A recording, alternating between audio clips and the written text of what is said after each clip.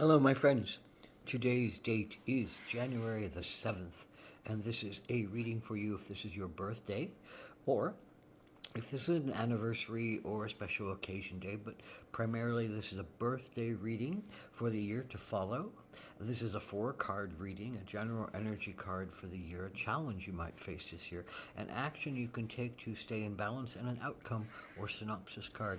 So this is the first card, the general energy card of the year, or some specific energy that will come this year. And this is the card, and it is Gnosis. And gnosis is that innermost feeling of truth. It's something that once you taste and touch and smell and feel and see gnosis, when you see something deep, that it affects you so deeply that your life changes, that your life alters, that the truth is revealed to you, but the truth is always a sense that the truth leads to the mystery, and the mystery will lead back to the truth, and the truth will lead to the mystery, and it's a never ending quest for ultimate knowledge and ultimate wisdom.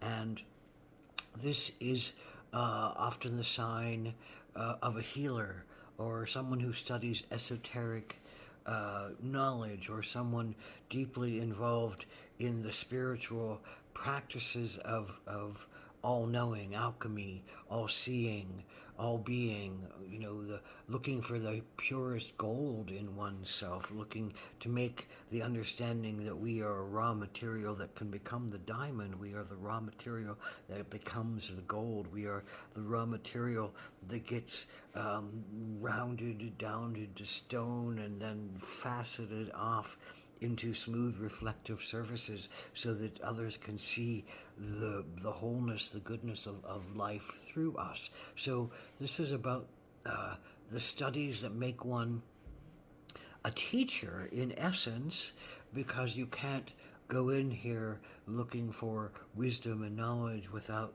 wanting to share the wisdom and knowledge that you find, and also to keep reveling in the mystery.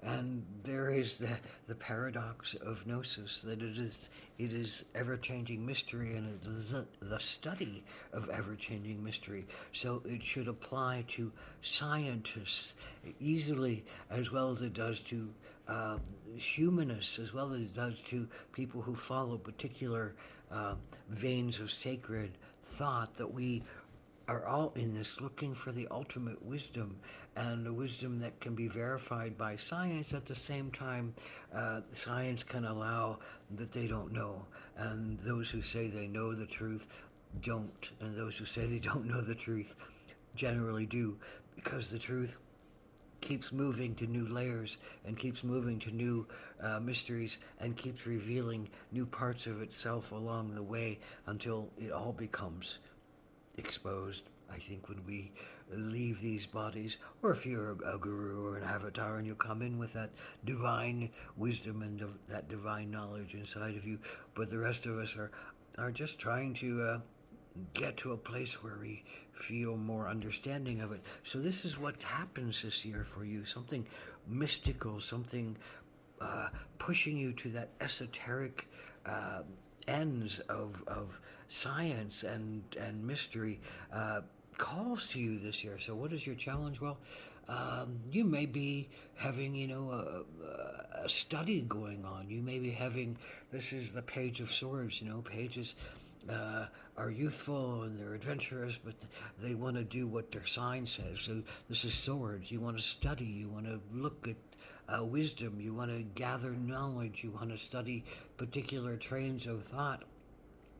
But yet, what you want to study may not be available to this year, may not be as exciting to you this year, because something else pops you, and something else opens you to some mystical experience that lets you touch through all your senses divinity, sacredness, mysticism, and you touch it not only with a sense of the awe of it, but a sense of the wisdom and the knowledge in it, and the things of it that you can pursue as a sense of knowing and a sense of science, because the alchemists study science as easily as they study spirituality, because it's all in that mix of who we are and what we are at our deepest levels. So this might be a challenging year for you to study what you think you have wanted to study before, and maybe you still want to study, but it doesn't seem to be either open to you, or it doesn't seem to be really the calling that you're feeling. And there's a lot of questions underneath you about, oh, well, who am I? What am I? What am I really studying? Does this really make sense to me? Does this really call me? But something, Gnosis, is opening you in a new way for you to study something different. And this is the action that you can take. It is the turkey. And Turkey is all about, well, they give it self-sacrifice as one of its biggest callings. You know, I think Franklin wanted to make it the national bird rather than the eagle, because of its dignity, because of its sacrifice, because of its willingness to have every part of its body given. It's a flightless bird. It's usually easier to catch than a lot of other birds. It's you know, it can feed huge amounts of people, and there's a certain, you know, willingness on the part of the turkey to give itself to the feeding of others. And it's a fighter. I mean, it certainly is a fighter, and you don't want to come across it, you know, any turkey alone without any kind of protection. So this is that part of you that is, I think, a seeker. That is that part of you that recognizes that you're a giver, and that you have to serve others. You have to serve humanity. You have to serve others. You have to be selfless in your service. And maybe you're called to follow some kind of selfless service right now, for you to really meet the people you need to meet, and get some new reflections on the light that you experience, get some new, deeper, mystical understandings of what has been shown to you, because this is a year, Gnosis is going to show you something very astounded to you, and super spiritual, and pushes you in a new direction that's beyond your mind. Your mind wants to be of service in it, of course, but your soul wants to be of service to yourself and to others. And so it's hard when, you know, one part of ourselves wants to go after that, but it's not necessarily the most, you know, serving of others that some other part of ourselves wants to go out and do, because it feels right, and it feels truthful, and it feels like that's the path to take. So a switching of the path could be very possible to something that's much more service oriented to the outside world. And yet service oriented to the outside world may mean that you're here to study with a teacher, which may mean you need to go inward for a while before you can really come out and bring out the gifts that you have to give. So there's kind of an openness to either learning through being of service directly, or learning through being of service in the following of your science, in the following of your alchemy, in the following of your deep connection to some mystery that happens to you, that moves you, touches you, and never lets you go back to what you were and what you were doing before, because something sparkling is now driving you, and that's that sparkling energy of the mysticism of life. Some might say this is the outcome card. Some might say, you know, this is the spark of connection to Creator, whatever you think Creator is. God, Goddess, all that is, divine mystery, ever-changing mystery, whatever name you want to put to it. There's something from that realm that talks to you. There's something from that realm that gives you a gift. And there's something from that realm that gives you a direction.